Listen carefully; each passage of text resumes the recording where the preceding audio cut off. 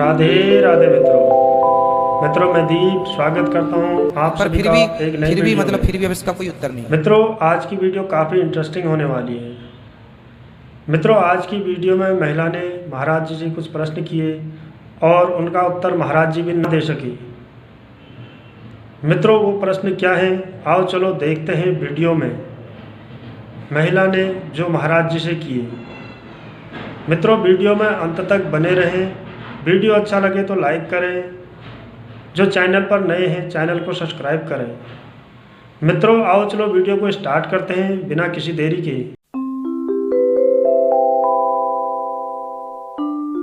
पर फिर भी अब इसका कोई उत्तर नहीं। राधे राधे, जय श्री कृष्ण। मित्रों दर्शकों, आज महाराज जी के वृद्धाश्रम में बड़ी अद्भुत घटना घटी है। इस महिला ने महाराज जी से एक विचित्र प्रश्न किया, जिसे सुनकर महाराज जी ने जवाब तो दिया परंतु पूरा जवाब नहीं दिया। वह बोला कि मेरे पास इसका जवाब नहीं है, अब इसका कोई उत्तर नहीं है। जी हाँ दर्शकों, महाराज जी ने बोला कि मेरे पास इसका कोई उत्तर नहीं है।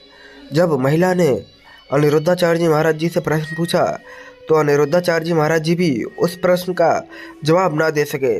तो आइए देखते हैं कि वह कौन सा प्रश्न है जिसे सुनकर महाराज जी भी उसका अच्छे से जवाब ना दे सके। वीडियो को पूरा जरूर देखें। धन्यवाद। वो कैकई माँ को ही सब दोष क्यों देते हैं? क्या कैकई माँ गलत है? गलत तो नहीं है बेटा, पर फिर भी राम जी को वनवास भेजने में उन्हीं का हाथ था। भले मंथरा ने उनको भड़काया, तो जो राम जी को वनवास भेज दिया, दशरथ जी तड़पते रहे कि राम जी को वनवास ना भेजो, मैं मर जाऊंगा। तो बड़ी निर्दयता से उन्होंने कहा भले आप मर जाओ पर भेजना पड़ेगा। तो वो जो एक पत्थर दिल हो गई ना माता कैकई, वो बुरा था। ठीक है, भले वो लीला थी, पर फिर भी अब इसका कोई उत्तर नहीं है। कान्हा और राधा जी की शादी हुई है या नहीं? हुई है, भांडीर बैठे यहाँ 84 कोस में। आप तो फिर रुक्मणी जी कौन है? उनकी पत्नी है। भगवान की तो बहुत पत्नियां हैं ना, 16,108 तो द्वारिका ही में है। अच्छा, जय श्रीमन नारायण जी। खुश रहिए। जो सवाल रह जाए कल प्रश्न। महाराज जी आपके चरणों में कोटि कोटि राधे राधे जी। मेरा मात्र एक प्रश्न है आपसे कि यदि ये बात है बेटी बचाओ बेटी पढ़ाओ, बहुत महत्वपूर्ण प्रश्न है। मैं आपसे क्षमा चाहकर आपके चरणों में वंदन करके ये प्रश्न पूछ रही हूँ। बोलिए। तो बेटी बचाओ बेटी पढ़ाओ ये सूक्ति अधूरी है। मेरा आपसे विनम्र नतमस्तक होकर और करबद्ध आपसे प्रार्थना है कि आप अपनी व्यासपीठ से इस सूक्ति को पूरा कीजिए। बेटी बचाओ बेटी पढ़ाओ, बेटी को संस्कार सिखाओ, क्योंकि यदि बेटी संस्कारित होती तो आज आपका आश्रम इतनी वृद्धा माताओं से नहीं भरा होता। यदि बेटियां संस्कारित होती तो टॉयलेट सीटों पर मांस के लोथड़े नहीं पड़े होते। यदि बेटी संस्कारित होती तो पति पत्नी के बीच में कभी कलह नहीं होता। यदि बेटी संस्कारित होती तो परिवार कभी टूटता नहीं। इसलिए मेरी आपसे इतनी प्रार्थना है, और मैं 4 बार आई हूँ यहाँ पर और मुझे प्रश्न पूछने का मौका नहीं मिला, आज अवसर मिला। तो सबसे पहले तो आपको आपके कार्यों के लिए हृदय तल से आपका आभार और आपको धन्यवाद देना चाहूंगी।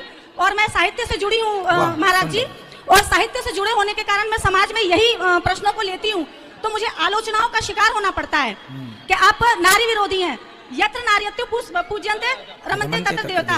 लेकिन नारी को अपनी बुद्धि विवेक से काम करना चाहिए, तब वो पूज्यनीय है। बिल्कुल, नारी अपने विवेक से नहीं चलेगी तो एक नारी सीता है और एक नारी सूर्पणखा होती है। तो आज की नारी जो है बिल्कुल विपरीत चल रही है। सही है। और जब समय विपरीत हो जाता है उनके, तो वो दूसरों को दोष देती है। अब देखिए, लड़कियां जाके लव जिहाद किसी से भी प्यार कर लेती हैं, बाद में टुकड़े टुकड़े हो जाते हैं। जिम्मेदार कौन है? क्यों किसी से भी प्यार कर लिया? माँ बाप ने जहाँ शादी की करना चाहे वहां करना। हमने कथा में इस बात को 1000 बार कहते हैं। प्रार्थना करने आई थी, आप व्यासपीठ से इस सूक्ति को पूरा कीजिए, क्योंकि मैंने जब ये अपने आर्टिकल में लिखा, मैंने कहा मैं साहित्य से जुड़ी हूँ, तो मुझे आलोचनाओं का शिकार होना पड़ा। आपको करोड़ों लोग सुनते हैं।